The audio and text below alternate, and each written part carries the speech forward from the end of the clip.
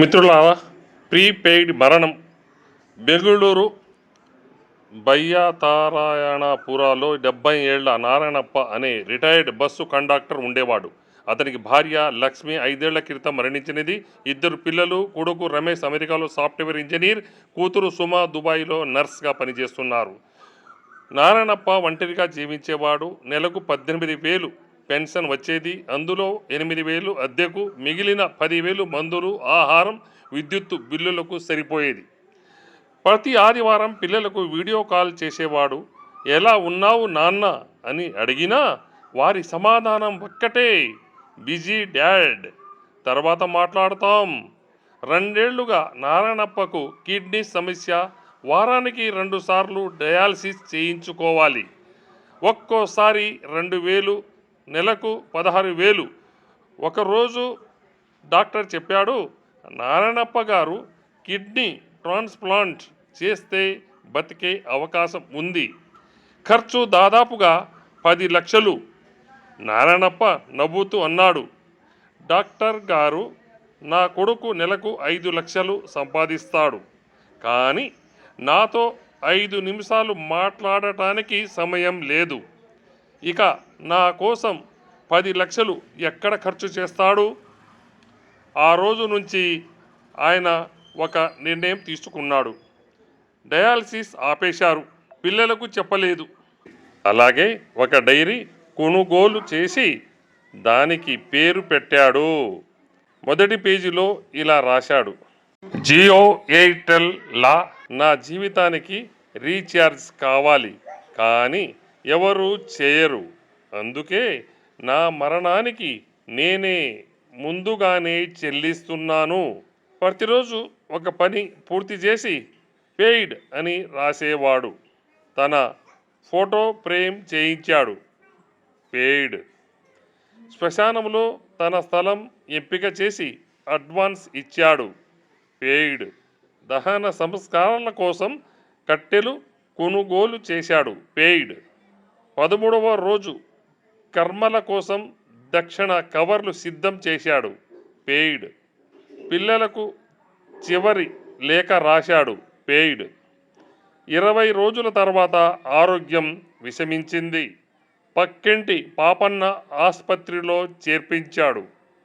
Doctor రమేష్కు phone చేశాడు, మీ నాన్నగారికి కేవలం 48 గంటల సమయం ఉంది, వెంటనే రండి రమేష్. డాక్టర్, నేను ప్రాజెక్ట్ డెలివరీలో ఉన్నాను, 3 వారాలు పడుతుంది, వీడియో కాల్ చేయండి. డాక్టర్ ఆశ్చర్యపోయాడు. సుమకు ఫోన్ చేశాడు. ఆమె, టికెట్ ₹1,00,000 అవుతుంది, ఇప్పుడే రావటం కుదరదు, డబ్బు పంపిస్తాను. నారాయణప్ప ఇవన్నీ విని చిరునవ్వు నవ్వాడు. డైరీ చివరి పేజీ తెరిచాడు. అందులో ఇలా ఉంది, డయాలసిస్ ఆపేశాను. పెయిడ్. పిల్లలపై ఆశలు 0. పెయిడ్. జీవితం రేపు ముగుస్తుంది, ముందుగానే. పెయిడ్. కింద ఇంకో వాక్యం, నా మరణాన్ని నేనే రీఛార్జ్ చేసుకున్నాను. నాకు ఒక మిస్డ్ కాల్ ఇవ్వడానికి కూడా ఎవరూ లేరు.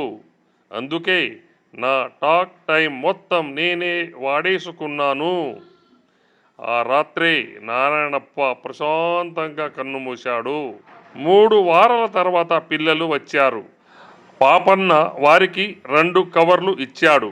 రమేష్కి, కొడుకా, అమెరికా నుండి రావడానికి ₹1,00,000 ఖర్చవుతాయి కదా, నా శవం చూడటానికి అంత ఖర్చు చెయ్యొద్దు.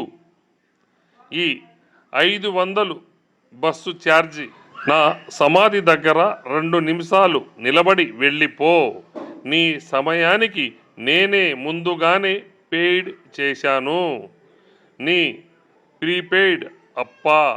సుమకు, కూతురా, నువ్వు 100 మందికి సేవ చేస్తావు, కానీ నీ తండ్రి డయాలసిస్ సమయంలో రావలేకపోయావు. బాధ లేదు. ఈ 500తో ఒక పూలమాల కొనిపెట్టి నా సమాధిపై వెయ్యి, నేను ఎదురు చూడను.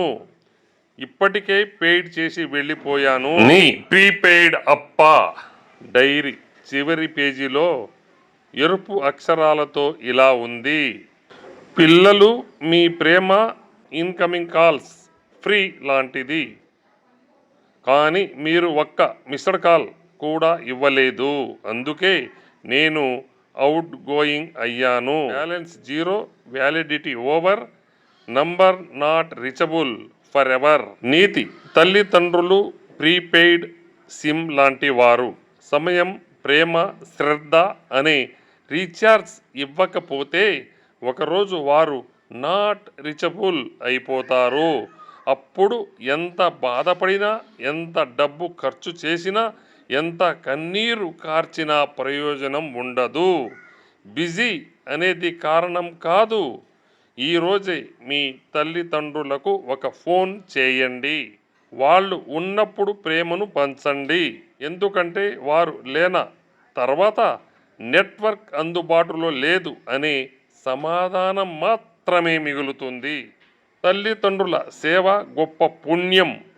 తల్లిదండ్రులు కంటే గొప్ప ఎవరూ లేరు, ఉండరు. సేకరణ వాట్సాప్ గ్రూప్ నుండి.